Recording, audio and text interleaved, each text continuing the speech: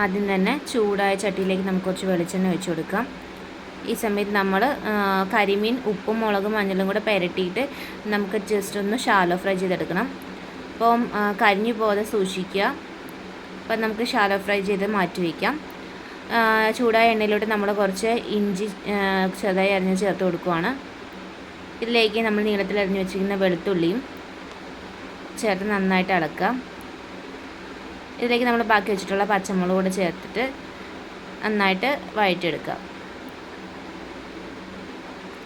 നമ്മൾ കുറച്ച് കറിവേപ്പില ചേർക്കുന്നുണ്ട് ഈ സമയത്ത്. ഇനി നന്നായിട്ട് ഇതൊന്ന് മൂത്ത് വരണം.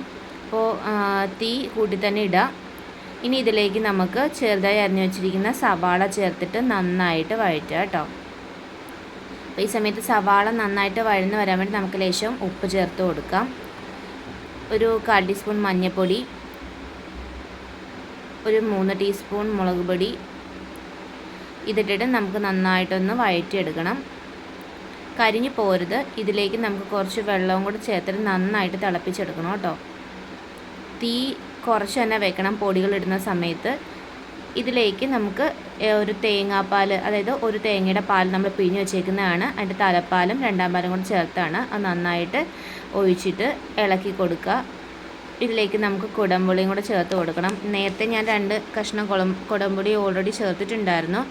അപ്പോൾ അതിൻ്റെ വീഡിയോയിൽ അത് എനിക്ക് തോന്നുന്നു ഷൂട്ടായില്ല, അതുകൊണ്ടാണ്. അപ്പം ആവശ്യത്തിന് കുടംപുളിയും കൂടെ ചേർത്ത് കൊടുത്തിട്ട് നമ്മളിപ്പം ഫ്രൈ ചെയ്ത് വെച്ചിരിക്കുന്ന മീൻ ചേർത്ത് കൊടുക്കുകയാണ്. അപ്പോൾ ഇതിനിപ്പം കഴിഞ്ഞു, ഇത്രയേ ഉള്ളൂ. ഇനിയിപ്പോൾ നമ്മൾ ലാസ്റ്റ് സ്റ്റെപ്പാണ് മീൻ ചേർത്തിട്ട് നന്നായിട്ടൊന്ന് തിളച്ച് കഴിയുമ്പോഴത്തേനും തീ ഓഫ് ചെയ്തെടുക്കുക. അപ്പോൾ നമ്മുടെ കരിമീൻ പൊള്ളിച്ചത് റെഡി ആയിട്ടുണ്ട്. കരിമീൻ തേങ്ങാപ്പാലിൽ പൊള്ളിച്ചത് ഒരു വെറൈറ്റി ടേസ്റ്റാണ്. അപ്പം നിങ്ങളെല്ലാവരും ഇതൊന്ന് ട്രൈ ചെയ്ത് നോക്കിയിട്ട് അഭിപ്രായം രേഖപ്പെടുത്തും കേട്ടോ. ടാറ്റാ.